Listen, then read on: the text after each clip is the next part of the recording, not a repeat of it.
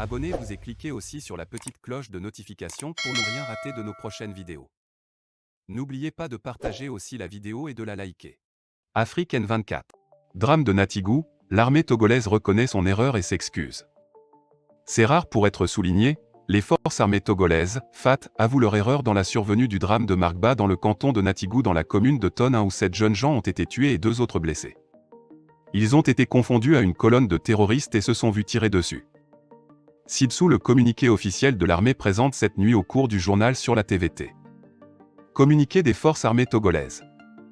Dans la nuit du 9 au 10 juillet 2022, aux environs de 1h30 du matin, une explosion a fait plusieurs victimes dans le village de Markba, dans la préfecture de Tone.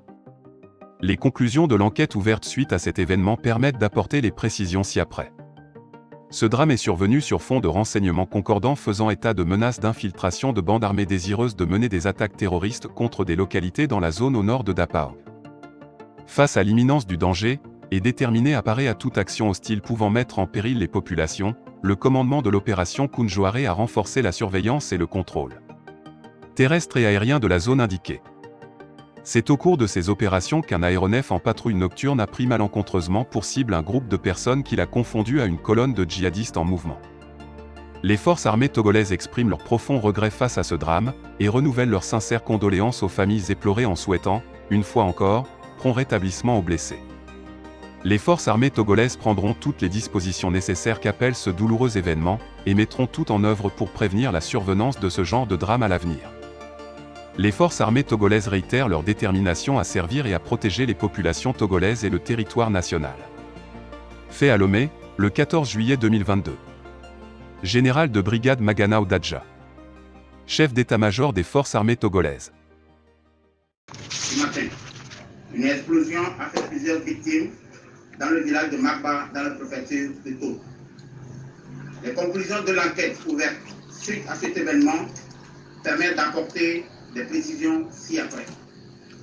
Ce drame est survenu sur fond de renseignements concordants faisant état de menaces d'infiltration de bandes armées désireuses de mener des attaques terroristes contre les localités dans la zone au nord de Tapon.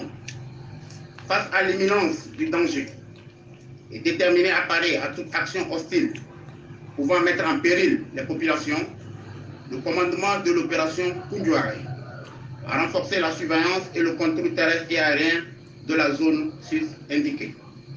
C'est au cours de ces opérations qu'un aéronef en patrouille nocturne a pris malencontreusement pour cible un groupe de personnes qu'il a confondu à une colonne de djihadistes en mouvement. Voilà.